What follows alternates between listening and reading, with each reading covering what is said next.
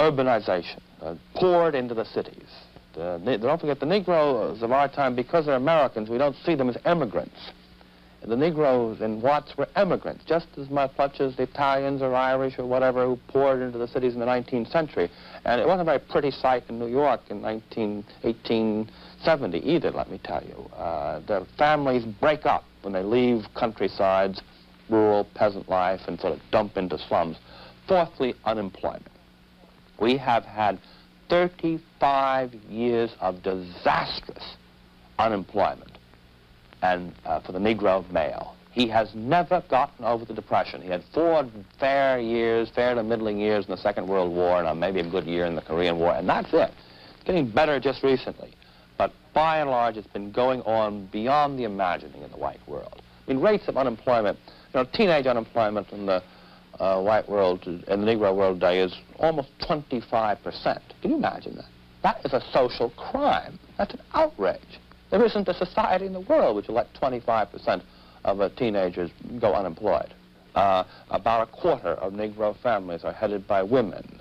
The divorce rate is 2.5 times what it is. And all the number of fatherless children keeps growing. And all these things getting worse, not better, over recent years.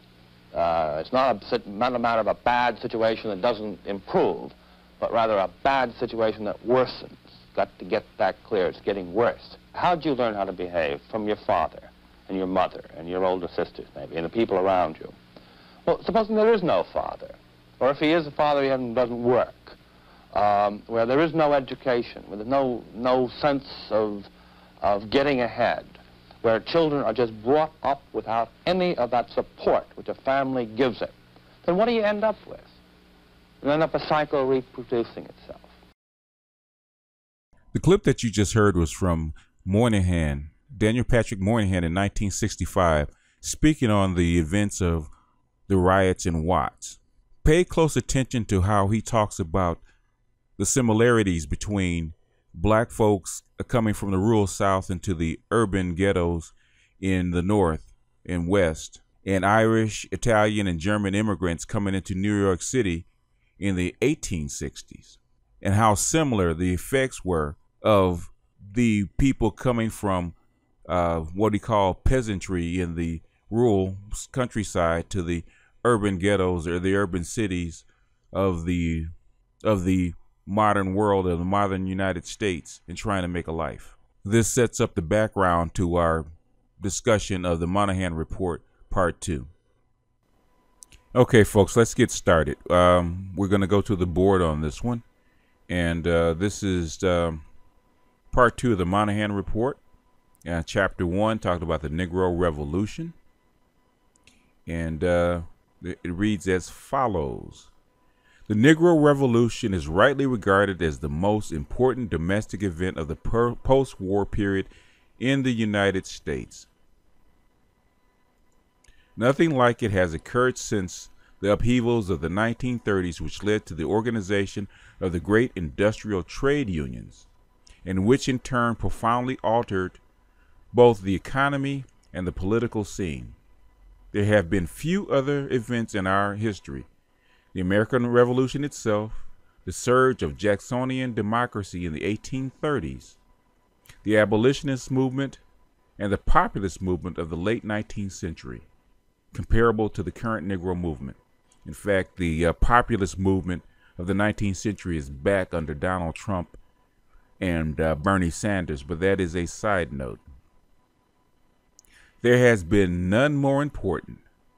The Negro American Revolution holds forth the prospect that the American Republic, which at birth was flawed by the institution of Negro slavery, and which throughout its history has been marred by the unequal treatment of Negro citizens, will at last redeem the full promise of the Declaration of Independence.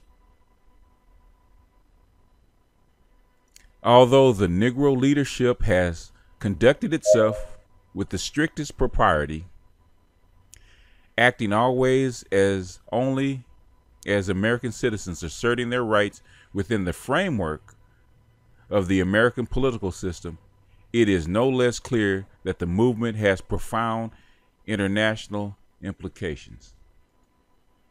It was in no way a matter of chance that the nonviolent tactics and philosophy of the movement as it began in the South were conspicuously adapted from the techniques by which the Congress Party undertook to free the Indian nation from the British colonial rule. It was not a matter of chance that the Negro movement caught fire in America at just that moment when the nations of Africa were gaining their freedom. Nor is it merely incidental that the world should have fastened its attention on the events in the United States at a time when the possibility that the nations of the world will divide along color lines seems suddenly not only possible, but imminent. Basically, what he's saying here is that at that particular time, the post-war environment, that after 150 years, the European colonial nations had basically almost committed suicide with 2 world wars, and they were left decimated.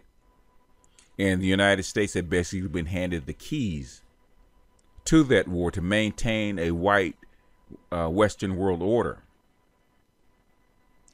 And a lot of nations, like India, like African nations, and so on and so forth, had basically declared their independence from their former colonial masters. And he was saying that at that particular time, it looks like that these particular nations weren't going to follow the white Western model. So it was very important for the United States to show that they could actually lead the rest of the world. Continuing, such racist views have made progress within the Negro American community itself, which can hardly be expected to be immune to a virus that is endemic in the white community. In other words, black people do not live in a bubble. What affects the dominant society affects the subgroup in the society. The black Muslim doctrines, based on total alienation from the white world, exert a powerful influence. Malcolm X versus Dr. Martin Luther King. On the far left, the attraction of the Chinese communism can no longer be ignored. It is clear that what happens in America is being taken as a sign of what can or must happen in the world at large, because the United States was handed the keys. It was the dominant power at the time. The course of world events will be profoundly affected by the success or failure of the Negro American revolutions in seeking the peaceful assimilation, get this, assimilation of the races in the United States. The policy of the United States was assimilation and integration, not civil rights. Let's get that straight. The award of the Nobel Peace Prize to Dr. Martin Luther King was as much an expression of hope for the future as it was a recognition for past achievements. It is no less clear that carrying this revolution forward to a successful conclusion is the first priority confronting the Great Society. The end of the beginning. The major events of the onset of the Negro Revolution are now behind us. The political events were 3. First, the Negroes themselves organized as a mass movement. Their organizations have been in some ways disciplined and better led than any in our history. They have established an unprecedented alliance with religious groups throughout the nation and have maintained close ties with both political parties and with most segments of the trade union movement. Second, the Kennedy-Johnson administration committed the federal government to the cause of Negro equality. This has never happened before. Third, the 1964 presidential election was practically a referendum on this commitment. If these were terms made by the opposition, they were, in effect, accepted by the president. The overwhelming victory of the President Johnson must be taken as an emphatic popular endorsement of the unmistakable and openly avowed course which the federal government has pursued under his leadership. As the administrative events were threefold as well. First, beginning with the establishment of the President's Committee on Equal Employment Opportunity and on to the enactment of the Manpower Development and Training Act of 1962, the federal government has launched a major national effort to redress the profound imbalance between the economic position of the Negro citizens and the rest of the nation that derives primarily from their unequal position in the labor market. Second, the Economic Opportunity Act of 1964 began a major national effort to abolish poverty, a condition in which almost half of the Negro families are living. Third, the Civil Rights Act of 1964 marked the end of an era of legal and formal discrimination against Negroes and created an important new machinery for combating covert discrimination and unequal treatment. The act does not guarantee an end to harassment in matters such as voter registration, but it does make it more or less incumbent upon government to take further steps to thwart such efforts as when they do occur. The legal events were no less specific, beginning with Brown versus Board of Education in 1954. Through the decade that culminated in the recent decisions upholding Title II of the Civil Rights Act, the federal judiciary, led by the Supreme Court, has used every opportunity to combat unequal treatment of Negro citizens. It may be put as a general proposition that the laws of the United States now look upon any such treatment as obnoxious, and that the courts will strike it down whenever it appears. Something significant, we talk about Brown versus the Board of Education. I may do a side piece. We're talking about the integration policy of the United States, which actually started under Eisenhower over the armed forces, because the military itself in the 40s after the World War II were actually integrated. In fact, during World War II, they were actually integrated, and that policy continued after Eisenhower became president in 1952. I think it was 1952. It might have been 1952. It actually continued under Eisenhower, and that's why you see Brown versus the Board of Education and the desegregation of schools in the 50s, and the Montgomery bus boycott, which is actually backed up by federal troops and whatnot. So this policy by the United States and our managers of integration actually started well before this, and this is just a continuation by the Democrats. Remember, the most of the Democrats even then were Southern. By the Democrats to continue these policies, because it's actually started under a Republican, Eisenhower. So continuing, the demand for equality. With these events behind us, the nation now faces a different set of challenges, which may prove more difficult to meet, if only because they cannot be cast as concrete propositions of right and wrong. The fundamental problem here is that the Negro Revolution, like the industrial upheaval of the 1930s, is a movement for equality as well as for liberty. In other words, white men got equality in the 1930s, as far, the poor whites got equality in the 1930s and the 1940s against their richer overlords, and struck down class, and now it's time to strike down race as part of the same process. Liberty and equality are the twin ideals of American democracy. but they are not the same thing.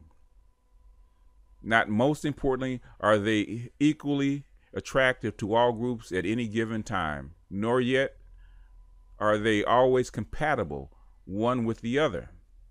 In fact, you have to take two different tracks. He's trying to tell us that there. Many persons who would gladly die for liberty are appalled by equality.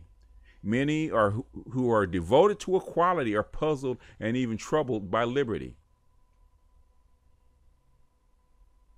Much of the political history of the American nation can be seen as competition between these two ideals. For example, the unending troubles between capital and labor. Okay, laissez-faire liberalism and the capital and free market capitalism versus the socialist ideal of distribution and social cohesion. This is what it's saying, and it's always couched in these terms, but that's basically what socialism is. Basically labor. It's basically labor and distributing the more equitably the fruits of the labor throughout the system to where you get social cohesion. By and large, liberty has been the ideal with the higher social prestige in America. It has been the middle class aspiration par excellence. Note the assertions of the conservative right that ours is a republic and not a democracy. Equality, on the other hand, has enjoyed tolerance more than acceptance. Yet it has deep roots in Western civilization and is least coeval with, if not prior to, liberty in the history of political thought. Very true. American democracy has not always been successful in maintaining a balance between these two ideals, and notably so where the Negro American is concerned. Lincoln freed the slaves, but they were given liberty and not equality. It was therefore possible in the century that followed to deprive their descendants of much of their liberty as well. If you don't get rid of the caste system, it's very easy to subject these particular people back to the condition where they were. Slavery is slavery, and that's what we got out of. And then they put us into serfdom, which is semi-slavery, which is well documented. Jim Crow is nothing more than what the whites, Europeans, suffered under and tried to escape from in Western and Central Europe under their king and their landlords. And what they did basically for economic reasons was replace slavery with serfdom, which are almost the same thing. The ideal of equality does not ordain that all persons end up as well as start out equal. In traditional terms, as put by Faulkner, there is no such thing as equality per se, but only equality to. Equal right and opportunity to make the best one can of one's life within one's capability, without fear of injustice or oppression or threat of violence. But the evolution of American politics, with the distinct persistence of ethnic and religious groups, has added profoundly significant new dimension to that egalitarian ideal. It is increasingly demanded that the distribution of success and failure within one group be roughly comparable to that within other groups. It is not enough that all individuals start out on even terms.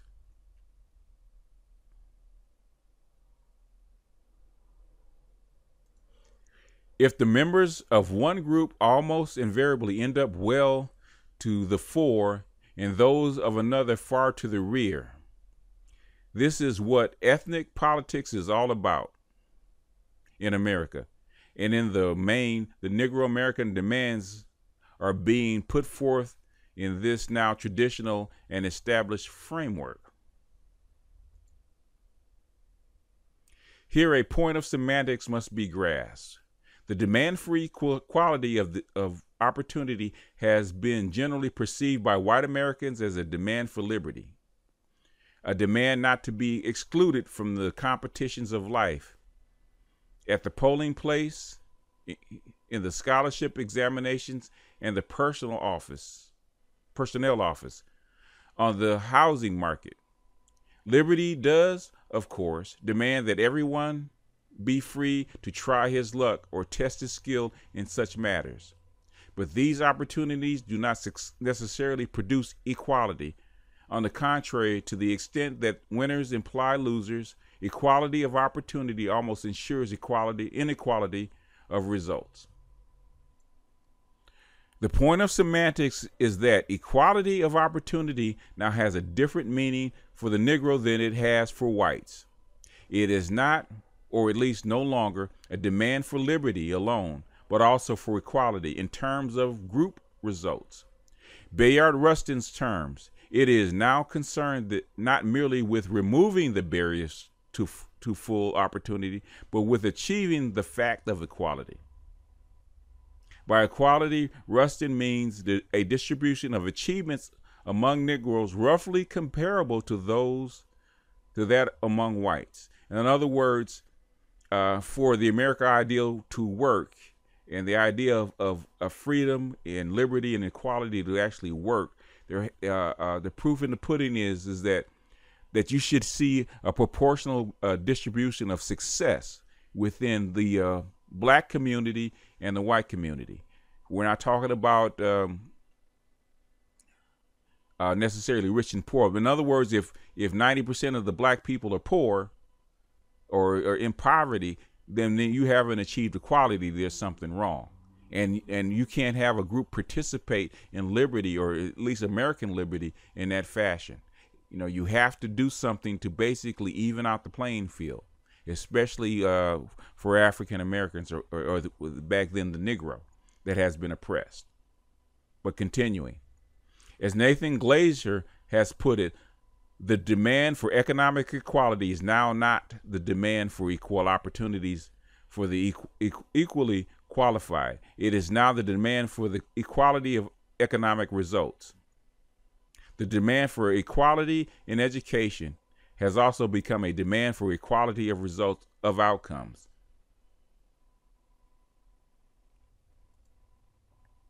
Some aspects of the new laws do not guarantee results, in the sense that upon enactment and enforcement, they bring about an objective that is an end in itself. Ergo, the public accommodations title of the Civil Rights Act.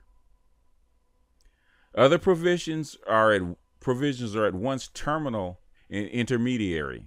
The portions of the Civil Rights Act dealing with voting rights will achieve an objective that is an end in itself, but the exercise of those rights will no doubt lead to further enlargements of the freedom of the Negro American. But by and large, the programs that have been enacted in the first phase of the Negro Revolution, manpower retraining, the Job Corps, community action, etc., only make opportunities available. They cannot ensure the outcome because of prejudice and racism.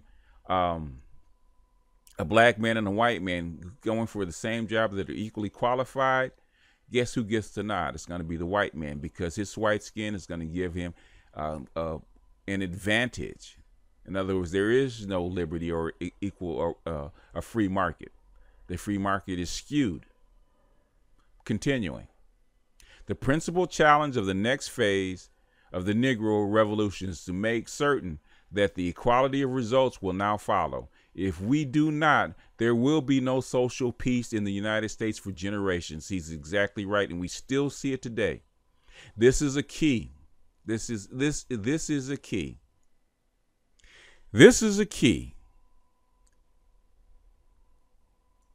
We cannot emphasize this enough. This is the key of the whole segment. Basically, is one of the keys of the whole document. Now, the whole preamble that he was talking about led to this. Now, if you don't remember anything about what I've said in the whole 20-minute talk, and me reading this particular thing, remember this part.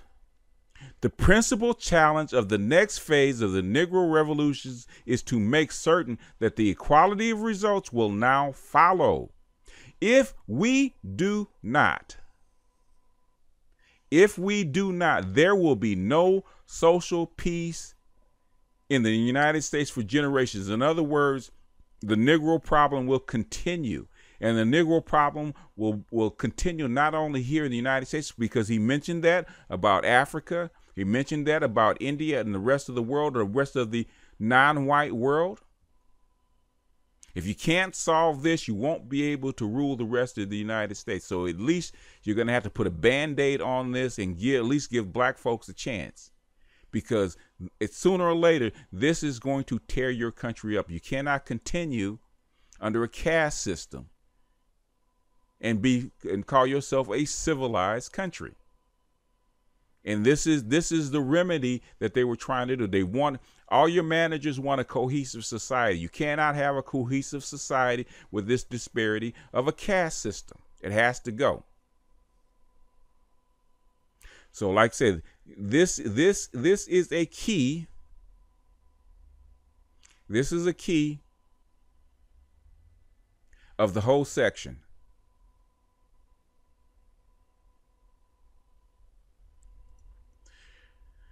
The prospect for equality. The time, therefore, is at hand for an unflinching look at the present potential of the Negro Americans to move from where they are now to where they want and ought to be, and basically equal member of the society. There is no satisfactory way at present to measure social health or social pathology within an ethnic or religious or geographical community. Data are few and uncertain. Conclusions drawn from them, including the conclusions that follow, are subject to the grossest error. Now he's spitting truth. He's spitting truth. This is why the Moynihan Report, nobody liked the Moynihan Report, because he spit unerring truth. Okay? Nonetheless, the opportunities, no less the dangers. Got to remember, this is an experiment. Civil rights is an experiment. Nonetheless, the opportunities, no less the dangers of the present moment, demand that an assessment be made. In other words, you have no choice. If you want a cohesive society and this is your opportunity, you have no choice. That being the case, it has to be said that a considerable body of evidence to support the conclusion that Negro social structure, this is something for black folks, check this out. That being the case, that there is a considerable body of evidence to support the conclusion that the Negro social structure, in particular the Negro family, this is game, peep it, peep it, peep it, battered and harassed by discrimination, injustice, and uprooting, is in the deepest trouble. While many young Negroes are moving ahead to unprecedented levels of achievement, many more are falling further behind. This is the great divide in class. You just got rid of class as far in the 1930s and brought the white man up to snuff to where he's more equal with his quote unquote betters. But the thing is that the Negro family is suffering from the same thing. After an intensive study of life of Central Harlem, the board of directors of the Harlem Youth Opportunities Unlimited summed up their findings in one statement: massive deterioration of the fabric of society and its institutions. If you don't get rid of this virus, this racist virus, this inequality, it's going to infect the rest of the country. It is the conclusion of this survey of the available data that the that what is true of Central Harlem can be said of true of the Negro American world in general. If this is so, it is the single most important social fact of the United States today. He's spitting game. You see this? He's spitting game. He is spitting unprecedented game. What is true of the ghetto, basically Central Harlem is the ghetto, can be said to be true of the Negro American world in general. So no matter what you talk about, where you live, what town you live in, where you at, whether it's high class or low class, what is true for the Negro ghetto is true for the Negro American world or the Black American world in general. He is spitting game. He is spitting game. But this is going to, this is going to conclude. This is going to conclude part 2 of the Moynihan Report. This is probably getting a little long. Got to sit down and edit this a little bit. This is about 30 minutes, but this is part 2. But the game is going to get deeper. The game is going to get deeper. What he's spitting, the very end, the conclusions, he's spitting game. This is a must for the United States. This is an absolute must for the United States. All countries need social cohesion, and you cannot have social cohesion when you have an opposite class, especially a vocal opposite class, caste system. You either have to subdue them, or you have to feed them, and you cannot subdue them under the rubric of the way the Constitution of the United States is built. Even white people won't stand for it. There's some things that they can't stand for it, and say that's what you're about. In other words, you can't go to other countries, and that's what's going on now with the police violence. America is saying that it stands for a certain thing, and you see black citizens getting shot down by police in the streets and not getting justice. In other words, we can understand it by authoritarian countries that do that to their people, but America is wagging their fingers, saying that they're righteous and their hands are dirty. And this is the same thing that Moynihan was saying about treatment of the Negro. You cannot go to the rest of the world talking about American liberty and equality and justice when you're wreaking injustice on the most helpless of your population.